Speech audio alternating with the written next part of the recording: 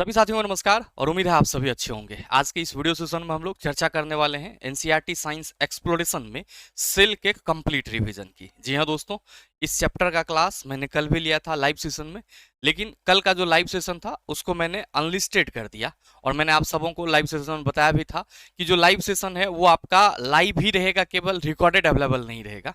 लेकिन मेरे मित्र, इस बात को सुनने के साथ ही आप सभी का जो लगातार व्हाट्सएप पे मैसेज आया है मेरे मित्र, फिर से मुझे ये वीडियो रिकॉर्ड करना पड़ रहा है। आप में से लगातार छात्र मैसेज कर रहे हैं, कॉल कर रहे हैं कि गुरुजी न्यू एनसीईआरटी की जो क्लासेस ली आपने उसको प्राइवेट क्यों कर दिया, आपने उसको अनलिस्टेड क्यों कर दिया, हमें रिकॉर्डेड देखना है। तो मेरे भाई, आपको परेशान होने की जरूरत नहीं है। न्यू एनसीईआरटी की जो क्लास थी उसका पीडीएफ फुल्ली इंग्लिश था, तो बहुत सारे बच्चों को परेशानी हुई।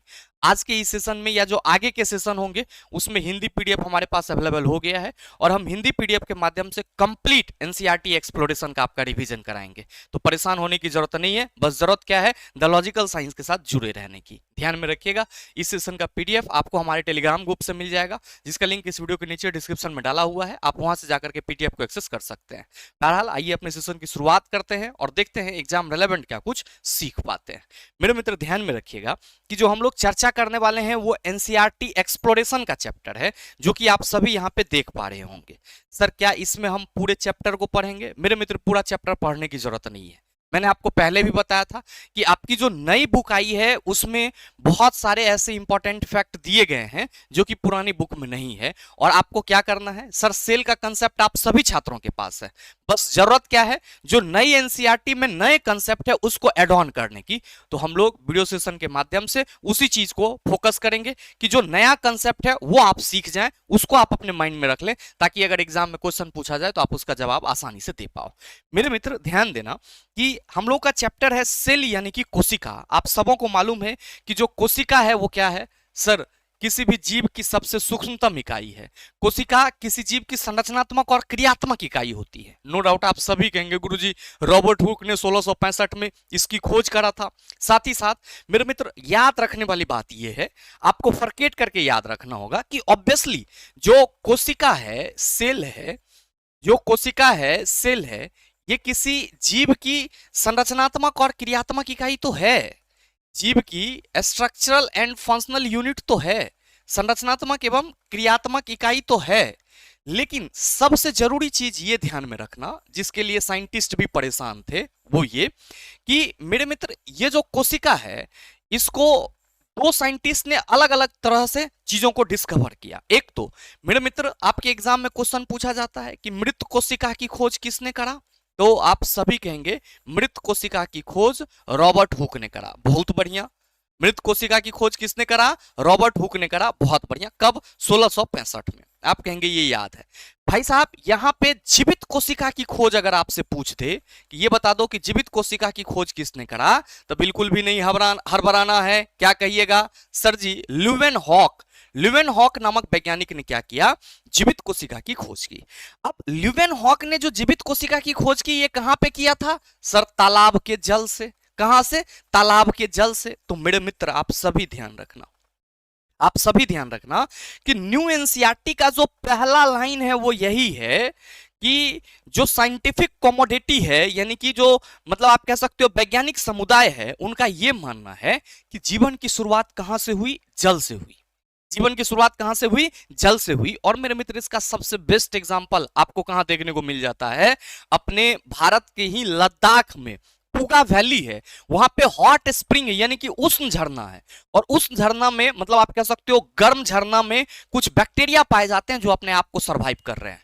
और उस बैक्टीरिया को हम लोग, जो उष्ण स्नेही होते हैं, उसको क्या कहते हैं? थर्मोफाइल्स कहते हैं। तो मेरे मित्र, साइंटिफिक कम्युनिटी ने इस बात का आगाह किया कि जो जीवन है उसकी शुरुआत कहां से हुई? सर, जल से हुई। ये बात आप सभी ध्यान में रखेंगे। और आप सभी प्रमाण के तौर पे ये पढ़ते भी तो हैं कई बार कि सर जीवित कोशिका की खोज ल्यूवेनहॉक ने तालाब के जल में किया। तो मेरे मित्र, आप सभी याद रखना कि जीवन की शुरुआत कहां से हुई? आप सभी कहेंगे गुरुजी जीवन की शुरुआत जो है वो जल से हुई है, यानी कि वाटर से हुई है। अब अगर आपसे कभी भी सवाल यह कर लिया जाए कि यह बता दो कि उष्ण स्नेही जीवाणु को किस नाम से जाना जाता है, तो आप सभी याद रखना उष्मस्नेही जीवाणु को तापरागी, क्या कहते हैं, तापरागी थर्मोफाइल्स बोलते हैं। क्या बोलते हैं, थर्मोफाइल्स बोलते हैं। और मेरे मित्र ये तापरागी थर्मोफाइल्स आपको कहां मिलेंगे सर, हॉट स्प्रिंग में, या आप कह सकते हो लद्दाख के पुगा वैली, लद्दाख के पुगा वैली के गर्म झरनों में आपको क्या देखने को मिलता है, आप सभी कहेंगे सर उष्मस्नेही यानी कि जो तापरागी बैक्टीरिया है वो देखने को मिलता है। ये तो हुई एक अलग बात। अब ये उष्मस्नेही जीवाणु जल में होते हैं या जीवन की शुरुआत जल से हुई है, मेरे भाई इस बात पे मोहर बिरबल साहनी इंस्टीट्यूट के जो कि लखनऊ में है उनके वैज्ञानिकों ने भी लगाया कि हाँ कुछ ऐसे जीवाणु हैं जो कि तापरागी होते हैं। अब जब वैज्ञानिक रिसर्च किए तो उन्होंने ये पाया कि तापरागी का जो आउटर लेयर है वो कैल्शियम कार्बोनेट से बना हुआ है, और यहीं से फिर सेल के एक अलग लेयर की शुरुआत हुई। लेकिन मेरे मित्र आप सभी के मन में आ रहा होगा कि गुरुजी आप ये कह रहे हो तो ये इलेक्ट्रॉन सूक्ष्मदर्शी क्यों रखा है यहाँ पे। मेरे भाई याद रखना, कोशिका की आकार बेहद ही सूक्ष्म होती है, इतनी सूक्ष्म होती है कि आप उसको अपनी नंगी आंखों से नहीं देख सकते हैं। और मेरे मित्र याद रखना कि जिस समय मृत कोशिका की खोज रॉबर्ट हुक ने किया था पेड़ के कॉर्क सेल में, उस समय माइक्रोस्कोप का कहीं ठौर ठिकाना नहीं था। और मेरे मित्र रॉबर्ट हुक ने अपने द्वारा बनाए गए सेल्फ माइक्रोस्कोप की सहायता से उस समय सर कॉर्क सेल में उन्होंने क्या किया था सर, मृत कोशिका की खोज की थी।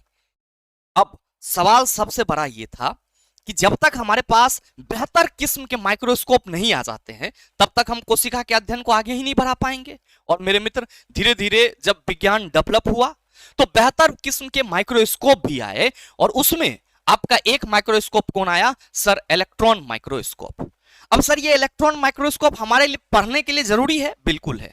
आप सबों को मालूम होना चाहिए कि माइक्रोस्कोप जो है वो बेहतर होगा, वो किस पे डिपेंड करता है, अपने आवर्धन क्षमता में। मतलब किसी भी चीज को माइक्रोस्कोप कितना बड़ा करके दिखाएगा वो उसकी मैग्निफिकेशन कैपेसिटी होती है। तो मेरे मित्र जो लाइट माइक्रोस्कोप लेबोरेटरी में या स्कूल के जो आपका प्रयोगशाला होता है उसमें यूज किया जाता है, उसकी मैग्निफिकेशन कैपेसिटी 10x या 20x होता है। लेकिन मेरे मित्र आपको आश्चर्य होगा कि विज्ञान डेवलप नहीं था, रॉबर्ट हुक को कोशिका की खोज करनी थी, उन्होंने अपने द्वारा बनाए गए माइक्रोस्कोप का सहायता लिया। लेकिन रॉबर्ट हुक का जो माइक्रोस्कोप था उसका मैग्निफिकेशन कैपेसिटी सर 200x से 300x तक था। लेकिन जैसे ही साइंस डेवलप हुआ तो हमारे पास क्या आ गए, उन्नत किस्म के इलेक्ट्रॉन सूक्ष्मदर्शी इलेक्ट्रॉन माइक्रोस्कोप आ गए। अब ध्यान देने वाली बात यह है कि कहा जा रहा है कि प्रकाश सूक्ष्मदर्शी के अतिरिक्त वैज्ञानिक उच्च क्षमता वाले इलेक्ट्रॉन सूक्ष्मदर्शी का उपयोग करते थे। कहा जा रहा है जो कोशिका संरचना का फुल विवरण दर्शाते हैं। मतलब जाहिर सी बात है कि अगर इलेक्ट्रॉन सूक्ष्मदर्शी है, इसकी मैग्निफिकेशन कैपेसिटी ज्यादा है, जाहिर सी बात है ये महीन से महीन सूक्ष्म चीज को ये बड़ा करके दिखाएगा। तो मेरे मित्र जो इलेक्ट्रॉन सूक्ष्मदर्शी है इसकी कैपेसिटी, मैग्निफिकेशन कैपेसिटी प्रकाश सूक्ष्मदर्शी से क्या होता है, ज्यादा होता है। याद रखने वाली बात यह है, आप सभी ध्यान में रखना कि इलेक्ट्रॉन सूक्ष्मदर्शी में यानी कि इलेक्ट्रॉन माइक्रोस्कोप में क्या किया जाता है सर, इलेक्ट्रॉन पुंज का उपयोग किया जाता है। किसका, इलेक्ट्रॉन पुंज का उपयोग किया जाता है। तो अगर आपसे कहीं पे भी ये सवाल पूछ लिया जाए कि इलेक्ट्रॉन माइक्रोस्कोप में निम्न में से डैश का यूज किया जाता है, आप कहेंगे इलेक्ट्रॉन पुंज का उपयोग किया जाता है। अब कहा जा रहा है इन उपकरणों में अत्यधिक आवर्धित प्रतिबिंब बनाने के लिए प्रकाश की अपेक्षा इलेक्ट्रॉन पुंज का उपयोग किया जाता है। इससे हम नैनोमीटर स्तर पर कोशिका संरचना को उल्लेखनीय स्पष्टता के साथ देख सकते हैं। और 1 नैनोमीटर 1 मीटर का अरबवां भाग होता है। ये लाइन भी ध्यान में रखना आपके लिए जरूरी है कि 1 नैनोमीटर 1 मीटर का अरबवां भाग होता है। और अगर आपसे सवाल पूछ लिया जाए कि नैनोमीटर स्तर पर कोशिका संरचना का स्पष्टता से विवरण हेतु निम्न में से डैश माइक्रोस्कोप का उपयोग किया जाता है, आप कहेंगे इलेक्ट्रॉन माइक्रोस्कोप का उपयोग किया जाता है। अब मेरे मित्र एनसीईआरटी की नई किताब में आपके लिए एक और टॉपिक जोड़ा गया, वो क्या है, लिमिट ऑफ रिजोल्यूशन। आप सभी किसी भी चीज को दूर से देखते हो, मान लो कि आपकी आंखों से दूर क्या है, मतलब 5 मीटर की दूरी पर कोई 2 डॉट है। जैसे कि आप ये 2 डॉट को देखो, आप सभी बोर्ड पे देख रहे होंगे, तो आप कहेंगे सर ये 2 डॉट तो हमें विजिबल हो रहा है। लेकिन मेरे मित्र मैं आपको ये कह रहा हूं कि इस दोनों डॉट को आप अपने जो आंख के स्पष्ट दृष्टि की न्यूनतम दूरी है कितनी, 25 सेंटीमीटर। याद रहो, एकदम हलबला नहीं जाना है। आप किसी भी चीज को स्पष्ट रूप से देख पाओगे कब, जब उसको आप अपने आंख से 25 सेंटीमीटर की दूरी पर रखोगे। तो मेरे मित्र आप सभी ये ध्यान दो कि जब आप इसको दूर से दिख रहे हो तो ये आपको 2 डॉट नजर आ रहा है, लेकिन जब इसी को आप 25 सेंटीमीटर के पास लाओगे या 25 सेंटीमीटर के से और नजदीक लाओगे तो आप पाओगे कि ये दोनों डॉट या तो एक जैसा दिख रहा है, मतलब एक ही सिंगल पॉइंट दिख रहा है, या इस दोनों में आपको 0.1 mm का अंतर दिखेगा। तो मेरे मित्र ये जो आंखों का किसी मतलब किसी वस्तु को देखने के लिए अगर आप किसी वस्तु को देखने के लिए अगर वस्तु को आप आंख के न्यूनतम दूरी से भी नजदीक लाने का प्रयास करते हो तो वो वस्तु या तो आपको सर सिंगल रूप में दिखती है या उसमें 0.1 mm का अंतर होता है। यही 0.1 mm क्या होता है sir, limit of resolution of human आई होता है, जिसको हिंदी में हम लोग क्या कहते हैं, मानव नेत्र की विभेदन सीमा। तो याद रखना आप सभी, मानव नेत्र की विभेदन सीमा, मानव नेत्र की विभेदन सीमा कितनी है, आप सभी कहेंगे मानव नेत्र की विभेदन सीमा 0.1 mm। कितनी है, 0.1 mm। अब मेरे मित्र ध्यान दो आप सभी कि कोई भी आप कोशिका देखोगे तो उसके बेसिक संरचना होंगे, आप सबों को मालूम है क्या क्या होंगे। तो आप सभी कहेंगे कि गुरुजी कोशिका में हमें कोशिका झिल्ली देखने को मिलेगा, जिसको हम लोग सेल मेम्ब्रेन या प्लाज्मा मेम्ब्रेन के नाम से जानते हैं। कोई भी कोशिका आप देखोगे तो यही 3 बेसिक स्ट्रक्चर देखने को मिलेंगे। पहला तो कोशिका झिल्ली, दूसरा आपको इसमें क्या दिखेगा सर, दूसरा इसमें आपको तरल जेली जैसा लिक्विड दिखेगा। मेरे भाई इसी को हम लोग क्या कहते हैं, कोशिका द्रव यानी कि साइटोप्लाज्म कहते हैं। क्या कहते हैं, कोशिका द्रव यानी कि साइटोप्लाज्म। और भैया हो यहीं पे आपको क्या दिखेगा, आप कहेंगे गुरुजी केंद्रक दिखेगा, बोले तो न्यूक्लियस दिखेगा। कोई भी आप सेल उठा लो उसमें आपको ये 3 बेसिक संरचना देखने को मिलेंगे। क्या क्या सर, कोशिका झिल्ली, केंद्रक और कोशिका द्रव। अब याद रखना कि ये जो कोशिका झिल्ली होती है ये क्या होता है, तो मेरे मित्र ये आपका सिलेक्टिवली परमिएबल मेम्ब्रेन होता है। इसी को हम लोग हिंदी में क्या कहते हैं, चयनात्मक पारगम झिल्ली। क्या कहते हैं, चयनात्मक पारगम झिल्ली। चयनात्मक पारगम झिल्ली, इंग्लिश में याद रख लेना सेलेक्टिवली परमिएबल मेम्ब्रेन। अब मेरे मित्र आप ये देख रहे हो कि ये जो कोशिका के अंदर का भाग है वो इस कोशिका झिल्ली से अलग है। तो मेरे मित्र आप सभी ध्यान रखना कि कोशिका की वह बाह्य संरचना जो कोशिका के आंतरिक पदार्थ को बाह्य पर्यावरण से अलग करता है क्या कहलाता है, कोशिका झिल्ली कहलाता है। आपका बॉडी स्किन से ढका हुआ है तो बॉडी के अंदर जो दिल है, गुर्दा है, मांस है, वो सब किससे प्रोटेक्ट हो रहा है, आप कहेंगे सर स्किन से। जस्ट लाइक स्किन के तरह ही ये आपका कोशिका झिल्ली है कोशिका के लिए, जो कोशिका को बाह्य पर्यावरण से, कोशिका के आंतरिक भाग को बाह्य पर्यावरण से अलग करता है। याद रहेगा ये बात, आप कहेंगे बिल्कुल। अब आप कहेंगे गुरुजी स्किन तो बहुत पतला होता है, तो क्या कोशिका झिल्ली भी बहुत पतला होता है? बिल्कुल, कोशिका झिल्ली बहुत ही पतली झिल्ली होती है और इसकी जो थिकनेस होती है, मोटाई होती है, वो आप कह सकते हो कि 7 से 10 नैनोमीटर तक होती है। तो मेरे मित्र आप समझ सकते हो कि 7 से 10 नैनोमीटर कितना पतला हुआ। तो आप सभी ध्यान रखना कि कोशिका झिल्ली क्या है, एक बहुत ही पतली, कोशिका झिल्ली एक बहुत ही पतली संरचना है जो कि क्या होता है सर, डबल लेयर में होता है। क्या होता है, डबल लेयर में होता है। अब याद रखना कि कोशिका झिल्ली को जब आप इलेक्ट्रॉन माइक्रोस्कोप की सहायता से देखोगे आप पाओगे सर ये इस तरीके से दिखेगा। ये कोशिका झिल्ली की संरचना है। और मेरे मित्र याद रखना कि कोशिका झिल्ली में जो आपको ये संरचनाएं दिख रही है, ये संरचनाएं दिख रही है ऊपर में, ये गोल गोल जैसा, मेरे मित्र ये क्या है सर, जो सॉल्युबल फैट है, जो सॉल्युबल फैट है उसका लेयर है।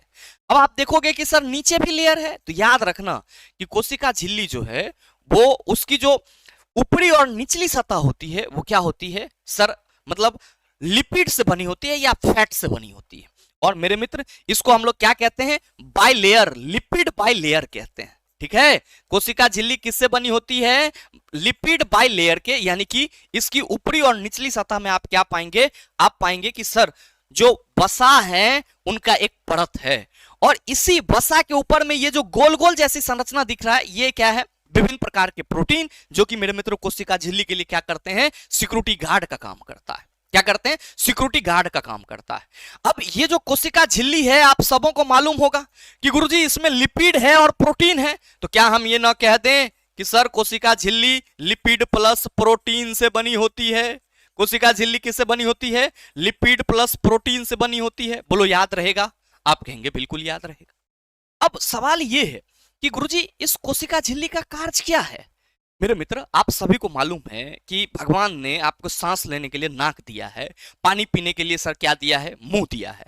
क्या आप पानी को यहां ढार दोगे तो पानी चला जाएगा बॉडी के अंदर? आप कहेंगे कैसी बात कर रहे हैं गुरुजी, भगवान ने हमको मुंह दिया है, नाक दिया है सांस और पानी लेने के लिए। तो कोशिका के अंदर क्या होता है मेरे मित्र? ये कोशिका झिल्ली है जिसके थ्रू आप सभी याद रखना कि जल एवं गैस का आवागमन होता है। जल एवं गैस का आवागमन होता है। अब याद रखने वाली बात यह है भाई साहब कि कोशिका झिल्ली के अंदर जो जल का आवागमन होता है वो परासरण प्रक्रिया से, और गैस का जो आवागमन होता है वो किस प्रक्रिया से? विसरण प्रक्रिया से। तो यहीं पे लिख लो कि जल का आवागमन कैसे होगा? परासरण यानी कि ऑस्मोसिस से, और गैस का आप सभी कहेंगे गुरुजी विसरण से। अच्छा, ये परासरण या विसरण है क्या? तो मेरे मित्र, जल का उच्च सांद्रण से निम्न सांद्रण की ओर गमन करना क्या कहलाता है? आप सभी कहेंगे कि सर उच्च सांद्रण से निम्न सांद्रण की ओर गमन करना परासरण कहलाता है। एक शब्द जोड़ देना कि जल का किसी झिल्ली की सहायता से उच्च सांद्रता से निम्न सांद्रता की ओर जाने की जो प्रक्रिया होती है वो परासरण कहलाता है। और विसरण भी सेम है। मान लो कि अगर कोशिका को कार्बन डाइऑक्साइड लेना है, सॉरी ऑक्सीजन लेना है और कार्बन डाइऑक्साइड बाहर निकालना है, तो इसके लिए कौन सा प्रोसीजर होगा? आप कहेंगे सर विसरण की प्रक्रिया होगी, जो कि किसके थ्रू होगा? आप कहेंगे कोशिका झिल्ली के थ्रू होगा। मेरे मित्र, परासरण सिंपल जब भी हम परिभाषित करते हैं तो कहते हैं जल का किसी झिल्ली की सहायता से उच्च सांद्रता से निम्न सांद्रता की ओर गमन करना क्या कहलाता है? परासरण, ऑस्मोसिस कहलाता है। मेरे मित्र याद रखो आप सभी कि ये जो परासरण है, ऑस्मोसिस है, इसमें आपको 3 बिलियन याद रखने हैं, ठीक है? क्योंकि परासरण में जल का जो फ्लो है वो उच्च विलय सांद्रता की ओर होता है। उच्च विलय सांद्रता समझ रहे हो? जैसे मेरे मित्र मान लो कि ये हमारा कोई सर सॉल्यूशन है जिसमें जल है और क्या है सर, चीनी है। तो हम ये कहें कि इसमें जो जल है वो 400 ml है, ठीक है? और चीनी की बात करें तो हम कहें कि इसमें चीनी जो है वो 250 ग्राम है। यहीं पे दूसरा हम बीकर ले रहे हैं, इसमें जल जो है वो हमारा सर 100 ml है। जल क्या है? 100 ml है, और जो चीनी है वो हमारा 10 ग्राम है। तो मेरे मित्र यहाँ पे जल को मान लो 200 ml, तो आप सभी क्या कहेंगे कि सर इसमें चीनी विलय है, इसमें विलय पदार्थ की मात्रा कम है। जबकि यहाँ पे देखो जल 400 ml है लेकिन विलायक क्या है? ज्यादा। तो इसमें विलय पदार्थ की सांद्रता ज्यादा हुई। तो जब भी जल का फ्लो होगा तो वो उच्च विलय सांद्रता की ओर होगा, ये बात ध्यान में रखना। अब मेरे मित्र याद रखेंगे आप सभी कि किसी समपरासी विलयन में क्या होगा? सर अगर किसी कोशिका को रखेंगे तो उसके आकार में कोई परिवर्तन नहीं होगा। क्यों? क्योंकि सर समपरासी विलयन में कोशिका के बाह्य माध्यम जो होंगे उसमें जो विलय पदार्थ की सांद्रता होगी वो कोशिका के अंदर जो अंतःकोशिकीय पदार्थ हैं उसकी सांद्रता के बराबर होगी। इसलिए कोशिका के अंदर जितना जल जाएगा उतना ही कोशिका से बाहर निकलेगा। तो मेरे मित्र, किसी समपरासी आइसोटोनिक सॉल्यूशन में अगर सेल को रख दिया जाए तो आप क्या पाएंगे कि सर सेल के आकार में कोई परिवर्तन नहीं है। लेकिन अगर हम बात करेंगे वैसे विलयन की जो अल्पराशरी है, तो आप पाएंगे कि अल्पराशरी विलयन में कोशिकीय बाह्य माध्यम में जो विलय पदार्थ की सांद्रता होगी वो क्या होगी? अंतःकोशिकीय पदार्थ से कम होगी। अब विलय पदार्थ की सांद्रता अंतःकोशिकीय पदार्थ से कम है, मतलब कोशिका के अंदर जो विलय पदार्थ की सांद्रता है वो कोशिका के बाहर में जो विलय पदार्थ की सांद्रता है उससे कम है। जाहिर सी बात है कि सर कोशिका के अंदर जल इंटर करेगा और कोशिका क्या होगा? फूल जाएगा। तो अल्पराशरी दाबी विलयन में कोशिकाएं क्या होती है? फूल जाती है। और मेरे मित्र अति पराशरी दाबी विलयन में क्या होता है कि कोशिका के बाह्य माध्यम में विलय पदार्थ की सांद्रता ज्यादा होती है। और मैंने क्या बोला कि परासरण प्रक्रिया में जब भी जल जाएगा तो उच्च विलय सांद्रता की ओर जाएगा। तो जब कोशिका के बाह्य माध्यम में सांद्रता ज्यादा होगी तो आप सभी कहेंगे कोशिका से जल निकलेगा, और इस केस में कोशिका आप कहेंगे सिकुड़ जाएगा। तो यही 3 बात याद रखना है कि समपराशरी दाबी विलयन में कोशिका के आकार में कोई परिवर्तन नहीं होगा, जो अल्पराशरी दाबी विलयन होगा उसमें कोशिकाएं फूल जाएगी, और जो अति पराशरी दाबी विलयन होगा आप सभी कहेंगे सर उसमें कोशिकाएं सिकुड़ जाएगी। अब मेरे मित्र याद रखो यहाँ पे कि ये तो हमारा कोशिका झिल्ली हो गया। अगर हम कोशिका झिल्ली के अलावा केंद्रक की बात करें तो कोशिका का जो केंद्रक होता है वो उसका नियंत्रक केंद्र होता है। जिस तरह पूरे चीज को, किसी राष्ट्र के संपूर्ण व्यवस्था को सर उसका केंद्र सरकार नियंत्रित करता है, उसी तरीके से कोशिका का जो केंद्रक होता है वो पूरा का पूरा उसका नियंत्रक केंद्र होता है। अगर आप केंद्रक की संरचना देखेंगे तो ये कुछ इस तरीके से होगा। ये वाली जो आप गोल संरचना देख रहे हैं इसी को हम लोग केंद्रक कहते हैं।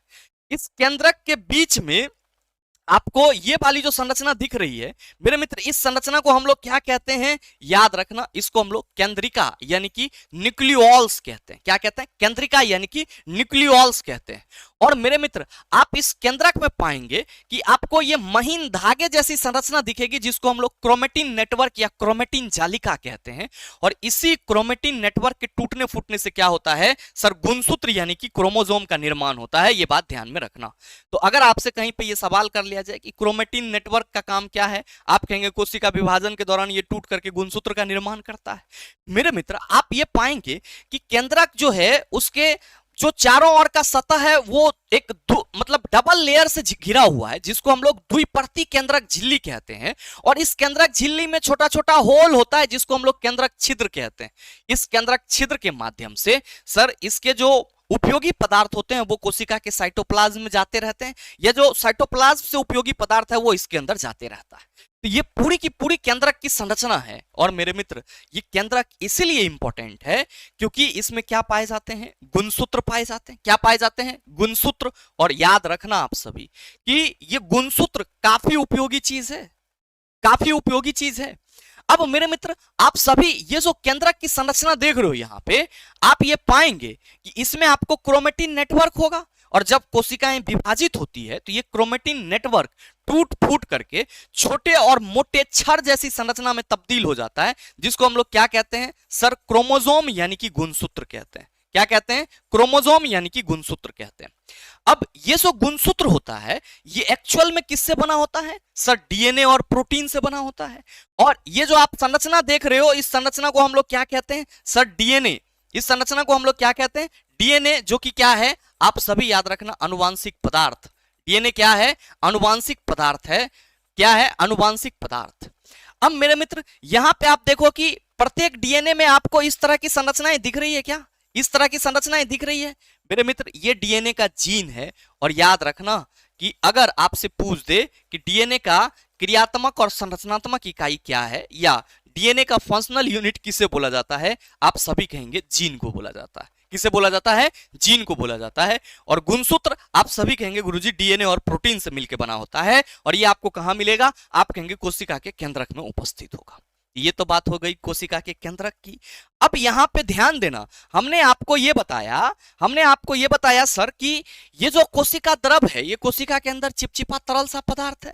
इसी कोशिका द्रव में झिल्ली युक्त संरचना पाई जाती है जिसको हम लोग कोशिकांग यानी कि सेल ऑर्गेनल्स कहते हैं। एक चीज और ध्यान में रखना, अगर कभी आपसे ये सवाल पूछ लिया जाए कि जीव द्रव क्या है, जीव द्रव क्या है, तो याद रखेंगे कि जीव द्रव जो है वो कोशिका द्रव और केंद्रक का सम्मिलित रूप है। जीव द्रव कोशिका द्रव और केंद्रक का सम्मिलित रूप है। इसी को इंग्लिश में हम लोग क्या कहते हैं? प्रोटोप्लाज्म कहते हैं। प्रोटोप्लाज्म कहते हैं, ये ध्यान में रखेंगे।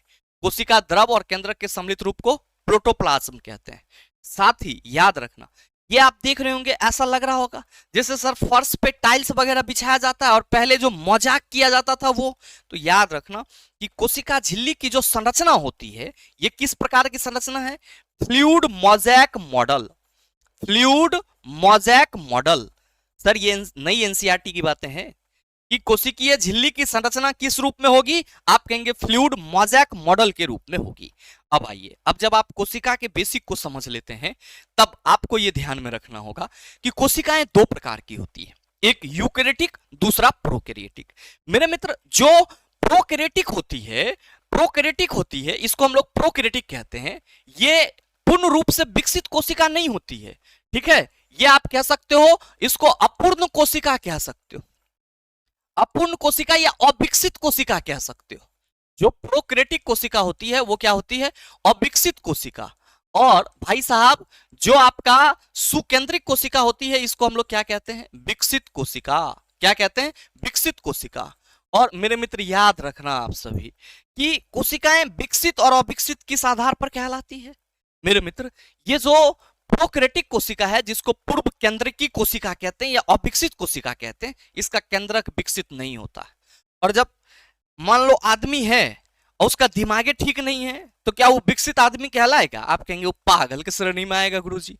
ठीक उसी तरीके से अगर कोई कोशिका है और उसका केंद्रक विकसित नहीं है तो आप सभी कहेंगे सर वो अविकसित कोशिका है। और मेरे भाई जिसमें केंद्रक विकसित होगा आप कहेंगे वो सर विकसित कोशिका होगा। तो मेरे मित्रों आप सभी ध्यान में रखना कि कोशिकाएं दो प्रकार की होती है, किस आधार पर? केंद्रक के विकसित होने के आधार पर। जिसका केंद्रक विकसित होगा वो विकसित कोशिका, जो नहीं होगा अविकसित कोशिका। अब दोनों में अंतर क्या है? याद रखेंगे कि जो पूर्व केंद्रकी कोशिका होती है उसमें आधा केंद्रक होता है, जबकि मेरे मित्र सुकेंद्रिक कोशिका में आधा केंद्रक नहीं मिलेगा, पूरा केंद्रक मिलेगा। जो आपका प्रोकैरियोटिक सेल है उसका जो साइज होगा वो 1 से 10 माइक्रोमीटर के बीच, सुकेंद्रिक यूकैरियोटिक कोशिका का साइज 10 से 100 माइक्रोमीटर के बीच। मगर कोई प्रोकैरियोटिक सेल है तो उसमें समानता आपको एक ही कोशिका देखने को मिलेगा, लेकिन मेरे मित्र जो यूकैरियोटिक सेल होगा संभावनाएं हैं कि वो एक कोशिकीय या बहुकोशिकीय दोनों हो सकते हैं। झिल्ली आबंध कोशिका मेरे मित्र प्रोकैरियोटिक सेल में नहीं होगा, जबकि यूकैरियोटिक कोशिका में बिल्कुल होगा। मतलब झिल्ली युक्त कोशिकांग जो राइबोसोम है, लाइसोसोम है, माइटोकॉन्ड्रिया है, ये सब आपको प्रोकैरियोटिक में नहीं मिलेगा लेकिन यूकैरियोटिक में मिलेगा। मेरे मित्र झिल्ली आबंध केंद्रक प्रोकैरियोटिक सेल में नहीं होगा, जबकि मेरे मित्र सुकेंद्रिक कोशिका में होगा। याद रखना कि इसमें प्रोकैरियोटिक कोशिका में गुणसूत्रों की संख्या एक ही होगी, लेकिन इसमें एक से अधिक हो सकती है। ये एक अलग से पॉइंट आप सभी ध्यान में रखेंगे। अब मेरे मित्र यहाँ पे कुछ जिज्ञासा सूत्र दिए गए हैं जो आप सबों को ध्यान में रखना बेहद जरूरी है। इसी को इंग्लिश में हम लोग थ्रेड ऑफ क्यूरियोसिटी कहते हैं। ठीक है, लाइन इसके बहुत भयानक है, सवाल पूछे जाने की संभावनाएं रह सकती है। क्या कहा जा रहा है? पहला समझना कि कुछ कोशिकाएं विशिष्ट कार्य करने के लिए विशेषीकृत होती है। बहुत सारी ऐसी कोशिकाएं हैं जिसका अपना विशिष्ट कार्य है। अब कहा जा रहा है उदाहरण के लिए मनुष्यों में परिपक्व लाल रक्त कोशिकाओं में केंद्रक नहीं होता है। याद रखना आरबीसी में भाई साहब केंद्रक नहीं होता है, आरबीसी में केंद्रक नहीं होता है। और ध्यान देंगे आरबीसी में केंद्रक काहे नहीं होता है? तो उसका रीजन दिया गया है कि केंद्रक की अनुपस्थिति हीमोग्लोबिन के लिए अधिक स्थान प्रदान करती है और मेरे मित्र यह शरीर की सभी कोशिकाओं तक अधिक मात्रा में ऑक्सीजन का परिवहन करता है। क्योंकि आपके बॉडी में जो ऑक्सीजन एक जगह से दूसरी जगह जाता है वो हीमोग्लोबिन के माध्यम से जाता है। आरबीसी में हीमोग्लोबिन है और आरबीसी में केंद्रक नहीं है, तो केंद्रक की अनुपस्थिति के वजह से हीमोग्लोबिन को ज्यादा स्पेस मिलता है, इसलिए वो ज्यादा से ज्यादा ऑक्सीजन को कैरी करता है और आपके पूरे बॉडी में क्या करता है? पहुंचाने का काम करता है। कहा जा रहा है कि चूंकि इन कोशिकाओं में केंद्रक नहीं होता इसलिए ये स्वयं की मरम्मत या विभाजन नहीं कर सकती है और इसीलिए इसका जीवन काल कम होता है। आरबीसी का जीवन काल लगभग 120 दिन तक होता है, यह बात ध्यान में रखना।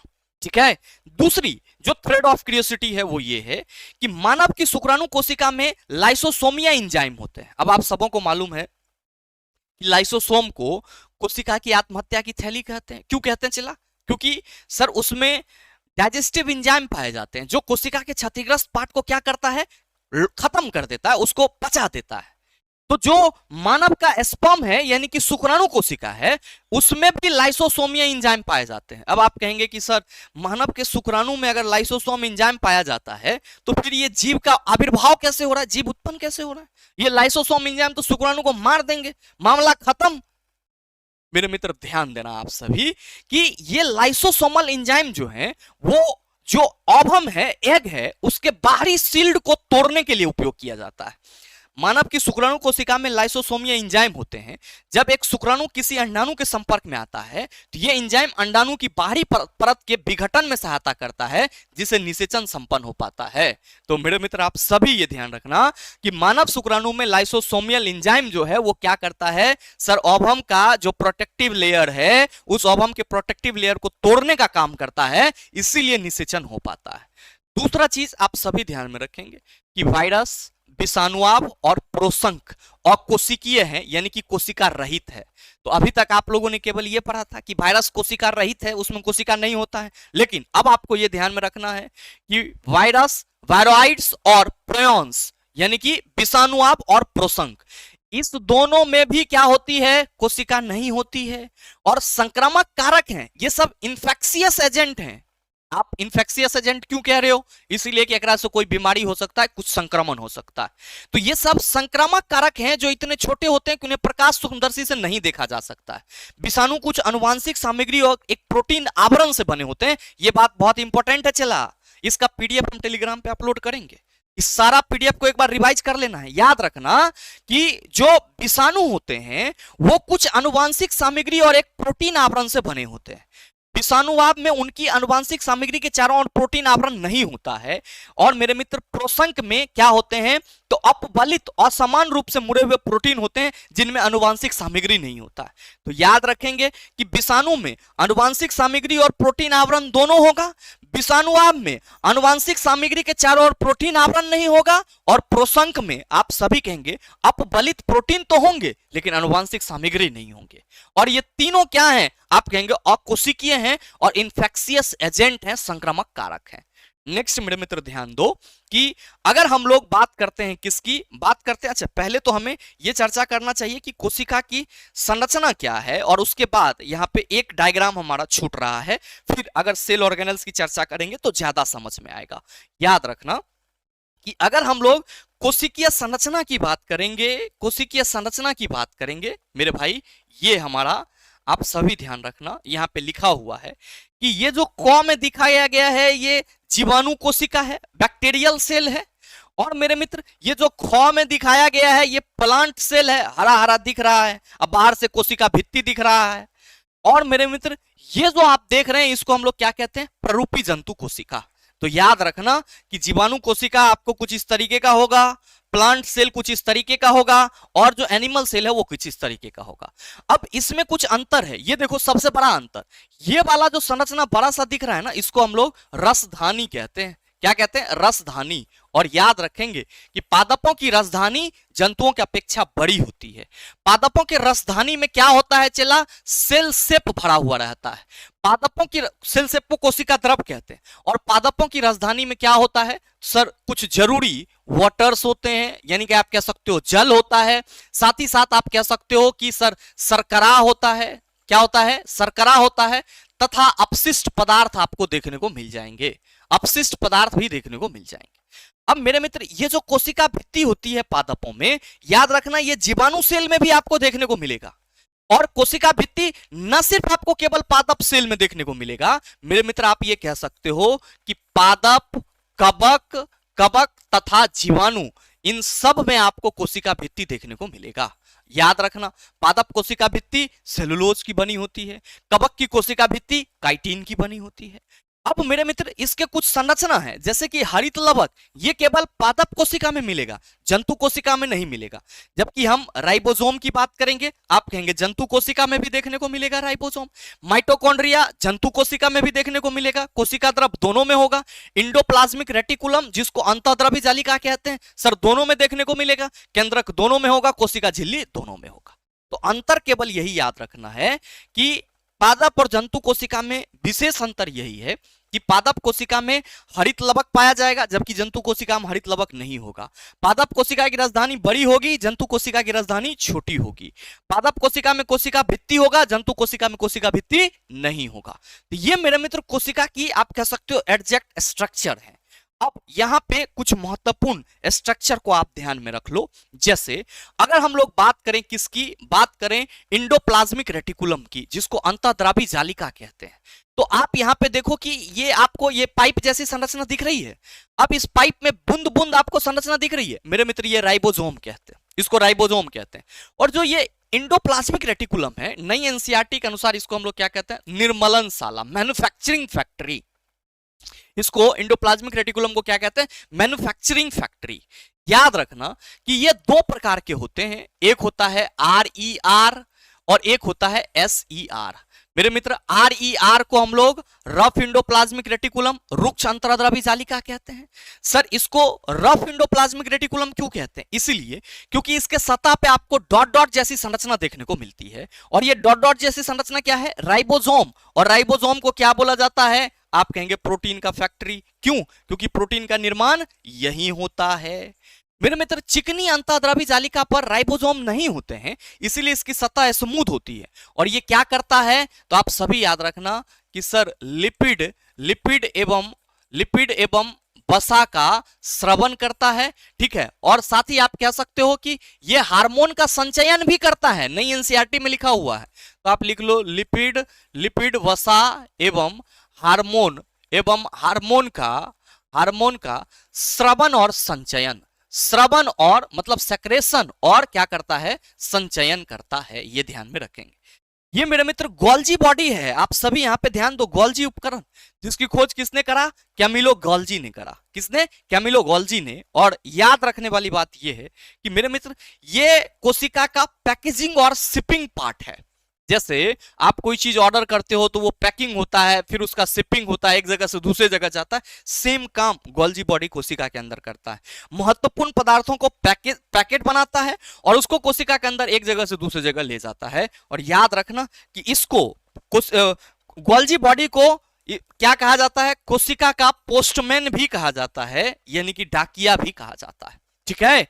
अब याद रखेंगे कि इसकी खोज कैमिलो गोल्जी ने करा था, और कैसे करा था, तो कहा जा रहा है कि पहली बार वर्ष 1898 में एक इतालवी वैज्ञानिक कैमिलो गोल्जी ने एक श्वेत उल्लू, बार्न उल्लू की तंत्रिका कोशिका में देखा था, ठीक है। गोल्जी उपकरण को कहां देखा गया पहली बार, तो सर श्वेत उल्लू में देखा गया। किसके द्वारा, कैमिलो गोल्जी के द्वारा। कहा जा रहा है कि विशेष अभिरंजन तकनीकों का उपयोग करके इन्होंने एक धागे जैसे जाल का अवलोकन किया। आरंभिक सूक्ष्मदर्शी में इनका स्पष्ट विभेदन नहीं हो सका था, अतः कई लोगों ने इसके अस्तित्व पर संदेह भी किया। यद्यपि कई दशक पश्चात इलेक्ट्रॉन सूक्ष्मदर्शी से किए गए अवलोकन ने इसके होने की पुष्टि की, और जब संरचना स्पष्ट रूप से दिखी और पुष्टि हुई तो उनके सम्मान में गोल्जी उपकरण नाम दिया गया। तो मेरे मित्र, अगर आपसे यह सवाल पूछ लिया जाए कि निम्न में से कोशिका के किस भाग को सर श्वेत उल्लू की तंत्रिका कोशिका में देखा गया, आप सभी कहेंगे सर गोल्जी उपकरण को श्वेत उल्लू के तंत्रिका कोशिका में देखा गया। नेक्स्ट मेरे मित्र ध्यान देना आप सभी कि ये माइटोकॉन्ड्रिया है, जिसको क्या बोला जाता है sir, powerhouse of the cell बोला जाता है। माइटोकॉन्ड्रिया को क्या बोलते हैं हम लोग, powerhouse of the cell, powerhouse of the cell. अब याद रखना पावर हाउस क्यों बोलते हैं, क्योंकि इसके थ्रू ऊर्जा सर मुक्त होता है, किस रूप में, एटीपी के रूप में। एटीपी को क्या बोलते हैं हम लोग, ऊर्जा की मुद्रा बोलते हैं। एटीपी को क्या बोलते हैं, ऊर्जा की मुद्रा बोलते हैं। मेरे मित्र याद रखना है कि इसका जो बाहरी झिल्ली होता है ये चिकना होता है। बाहरी झिल्ली क्या होता है, चिकना। और इसका जो अंतः झिल्ली है ये उंगली जैसी संरचना में आप देख रहे हैं, उंगली जैसी संरचना में क्या है सर, तब्दील है। इसको अंतः कटक या क्रिस्टी बोलते। अब ये जो अंतःकटा या क्रिस्टी है ये क्या करता है, क्योंकि ये ऊर्जा का उत्पादन करता है तो इसके अंदर बहुत सारे केमिकल रिएक्शन हो रहे होते हैं। तो मेरे मित्र ये जो माइटोकॉन्ड्रिया का क्रिस्टी है ये माइटोकॉन्ड्रिया के अंदर होने वाले रासायनिक अभिक्रियाओं के लिए एक सतह उत्पन्न करता है या एक सतह बनाता है। तो ये चीज आप सभी ध्यान में रखना। अब मेरे मित्र याद रखेंगे कि इसके पास अपना डीएनए होता है और अपना राइबोसोम होता है। ठीक इसी तरीके से ये जो आप क्लोरोप्लास्ट देख रहे हैं ये हरित लवक है, और इस हरित लवक के पास भी क्या होता है, अपना डीएनए होता है और राइबोसोम होता है। मेरे मित्र याद रखना, इसीलिए हरित लवक और माइटोकॉन्ड्रिया दोनों को क्या कहा जाता है, यूनिक सेल ऑर्गेनेल्स। क्या कहा जाता है, यूनिक सेल ऑर्गेनेल्स, यानी कि आप इसको अद्वितीय कोशिकांग कह सकते हो। क्यों, क्योंकि इस दोनों में अपना डीएनए और राइबोसोम होता है। इस दोनों में क्या होता है, अपना डीएनए और राइबोसोम होता है। और याद रखना कि अगर हम लोग प्लेस्टिड की बात करते हैं, लवक की बात करते हैं, तो सर ये जो लवक है ये केवल पादप कोशिका में मिलता है। दो प्रकार का होता है, एक क्रोमोप्लास्ट और एक ल्यूकोप्लास्ट। तो आप जो फल फूल के अलग अलग रंग देखते हैं वो किसके वजह से, क्रोमोप्लास्ट की उपस्थिति की वजह से। और ल्यूकोप्लास्ट का काम क्या होता है, तो तेल, स्टार्च इत्यादि का संचयन करना। तेल, स्टार्च इत्यादि का क्या करना, आप सभी याद रखना, संचयन यानी कि स्टोरेज करना, ये ध्यान में रखेंगे।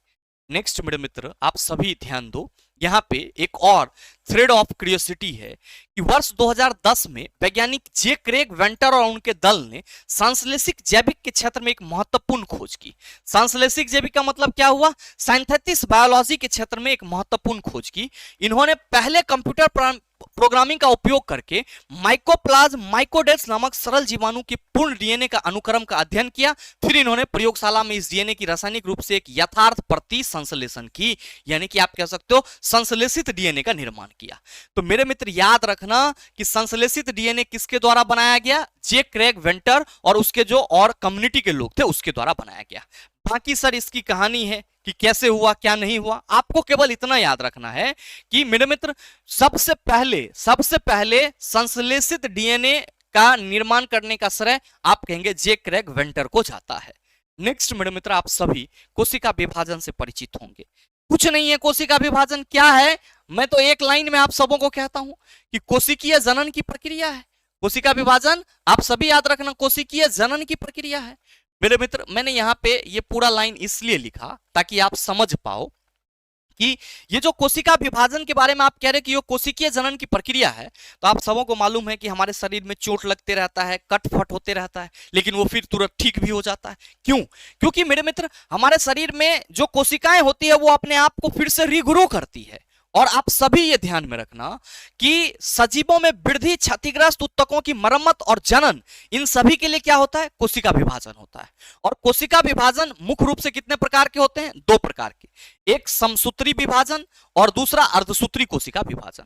समसूत्री विभाजन किसके लिए रिस्पॉन्सिबल है? वृद्धि, मरम्मत और रखरखाव के लिए, और अलैंगिक जनन के लिए। याद रखना अगर आपसे यह सवाल कर लिया जाए कि अलैंगिक जनन के लिए निम्न में से कौन सी कोशिका विभाजन जिम्मेदार है, आप सभी कहेंगे समसूत्री कोशिका विभाजन, और लैंगिक जनन के लिए अर्धसूत्री कोशिका विभाजन। इसलिए मैंने पूरा पैराग्राफ यहां पे लिखा कि समसूत्री कोशिका विभाजन वृद्धि, मरम्मत, रखरखाव और अलैंगिक जनन के लिए महत्वपूर्ण है, जबकि अर्धसूत्री विभाजन लैंगिक जनन में आनुवंशिक विविधता के सृजन के लिए महत्वपूर्ण है। मेरे मित्र समसूत्री विभाजन में क्या होगा? तो आनुवंशिक रूप से दो समान संतति कोशिका बनेगी, और इसके जो संतति कोशिका होंगे आप देख रहे हैं कि एक संतति कोशिका ये और एक ये, तो एक और एक को जोड़ देंगे तो आप कितने संतति कोशिका मिलेंगे? आप कहेंगे सर दो, और इस दोनों में क्या होगा? गुणसूत्रों की संख्या समान होगी। ये कहां देखने को मिलेगी? हमारे शरीर के वृद्धि में, मरम्मत में, रखरखाव में।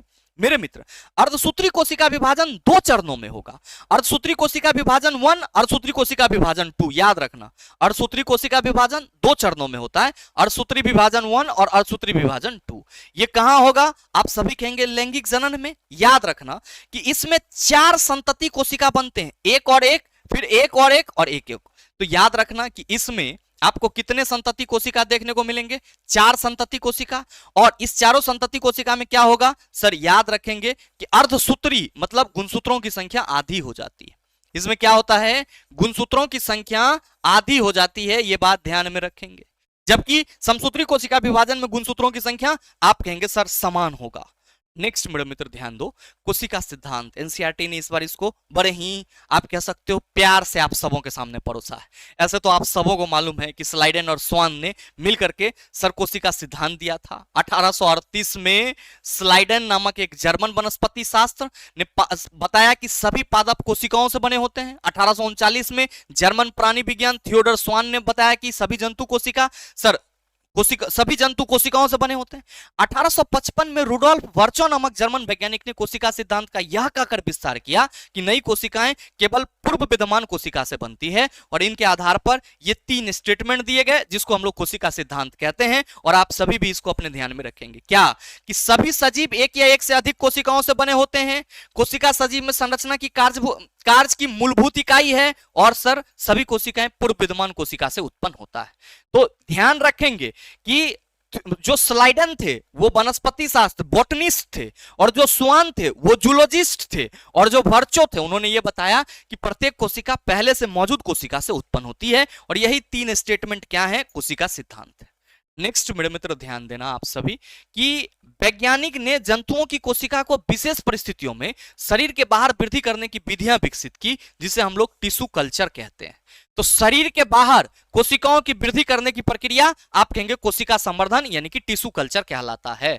इस प्रक्रिया में किसी जीव से कोशिकाएं पृथक कर उसको जो न्यूट्रिएंट से भरा हुआ माध्यम होता है उसमें रखा जाता है, और फिर वो वृद्धि और गुणन करता है। और मेरे मित्र जब वो वृद्धि और गुणन करता है तो संवर्ध को सुरक्षित रखने के लिए क्या किया जाता है? उचित तापमान, अम्लीय अथवा क्षारीय परिस्थिति और नमी बनाई रखी जाती है। और कोशिका संवर्धन कोशिका के कार्य का अध्ययन करने तथा जैव रसायन, भोजन, औषधि, टीकों इत्यादि के उत्पादन उत्पादन के लिए अत्यंत महत्वपूर्ण होता है।